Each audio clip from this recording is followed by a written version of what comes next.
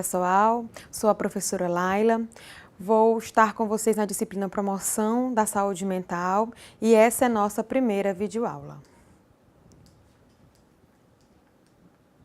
Nessa unidade nós vamos estar conhecendo os conceitos básicos em saúde mental, história da psiquiatria e saúde mental, a reforma psiquiátrica brasileira, promoção e prevenção em saúde mental e reabilitação psicossocial. Os conceitos básicos.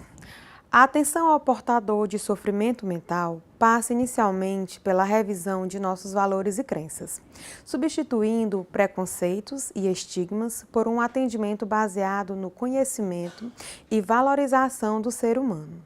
A identificação e o encaminhamento de pessoas portadoras de transtornos mentais aos serviços de tratamento evita o isolamento da comunidade, permitindo a compreensão de sua situação de saúde, o acesso gradativo a atividades profissionais e o resgate de sua autoestima e valorização como cidadão. O que é saúde mental? Podemos conceituar saúde mental como um indivíduo livre de dor, de patologia aparente e incapacidade, ou a busca do perfeito ajustamento do indivíduo ao meio. Para isso, é necessário que o indivíduo se adapte ao meio social, aceite suas limitações e expresse sua capacidade de tolerância e de defesa.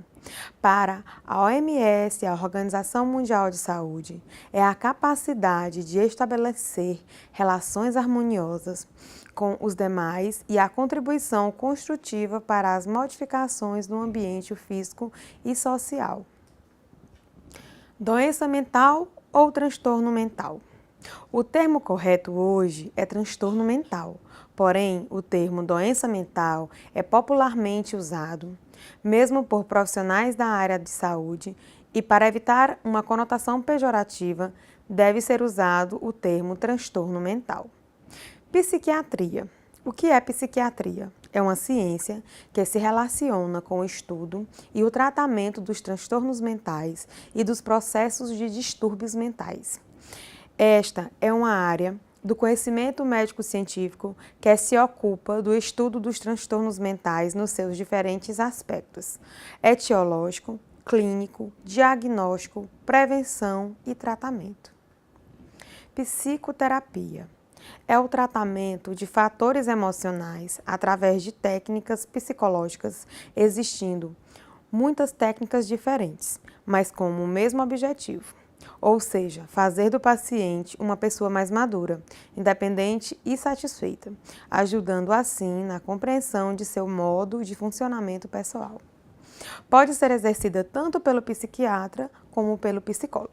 Lembre-se que o psiquiatra é o único que pode receitar remédios, por isso é obrigatório que seja formado em medicina. Fatores que influenciam o transtorno mental. Existem os fatores orgânicos ou biológicos, onde o quadro mental está associado a uma doença orgânico-cerebral ou a intoxicação por agentes químicos. Fatores funcionais ou psicológicos, onde não há relação evidente com o quadro orgânico, são aspectos psicológicos que desestruturam a personalidade. E também os fatores sociais e ambientais. Estão relacionados a todos os fatores ambientais que podem provocar crise ou mudança para uma pessoa.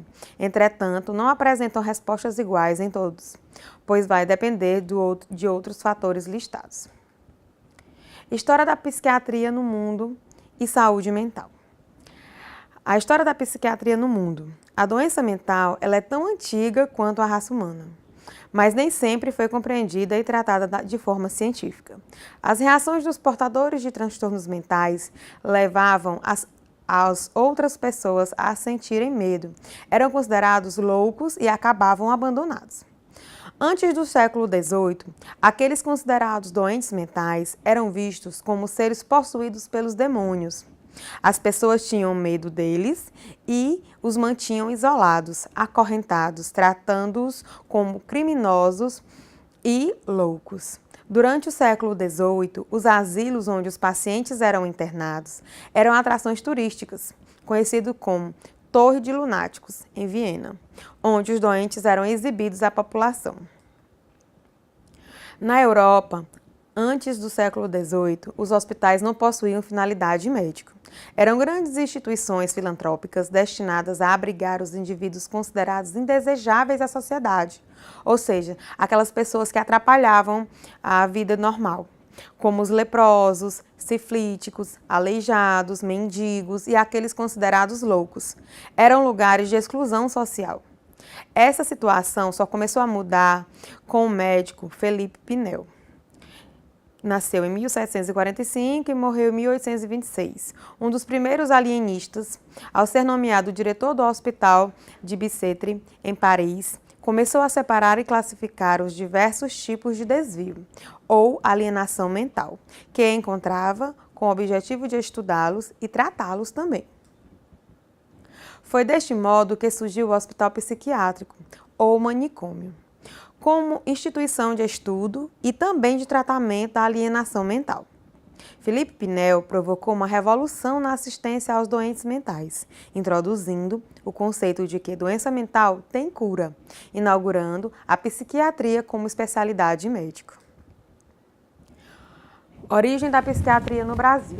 Fontes históricas registram que os investimentos na psiquiatria no Brasil surgiram com a chegada da família real. O fato se explica com a construção de hospitais e outros investimentos nesse setor. O objetivo era disciplinar a sociedade com uma medida higienista e excluir os doentes mentais da sociedade, ou seja, prendê-los, separá-los. Desta maneira, acreditava-se ter uma sociedade compatível com o desenvolvimento comercial e o crescimento populacional, a fim de atrair investidores europeus para o comércio. No Brasil, o atendimento aos loucos era tarefa da Irmandade de Misericórdia e esteve nas mãos da Santa Casa até a proclamação da República em 1889. A partir de 1890, o Hospício Pedro II passa a ser chamado de Hospício Nacional dos Alienados. No início do século XX, os médicos conseguiriam obter o controle administrativo das santas casas e hospícios, os quais foram se tornando gradativamente estabelecimentos médicos. Políticas de saúde mental no Brasil. As políticas de saúde mental significam um conjunto de programas, prioridades e decisões que são tomadas neste campo específico do governo e estão vinculadas à política geral mais ampla. Em 1986, inicia-se uma política de redução de leitos e desinstitucionalização, apoiada pela 8ª Conferência Nacional de Saúde e o projeto de lei do deputado Paulo Delgado, em 1989. Prevendo a extinção progressiva dos hospitais psiquiátricos e sua substituição por outros recursos assistenciais, constituindo um marco para a chamada reforma psiquiátrica no Brasil. Então, dá início à reforma psiquiátrica.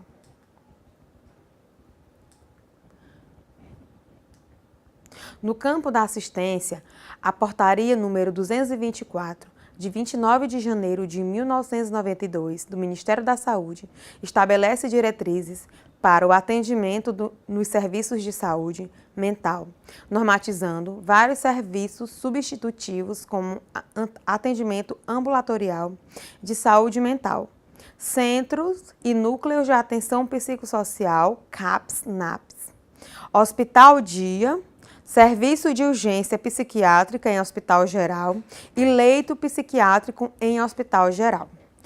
Uma outra alternativa ao modelo hospitalocêntrico veio com a portaria número 106 de 2000, com a criação dos serviços de residências terapêuticas em saúde mental para os pacientes de longa permanência em hospitais psiquiátricos.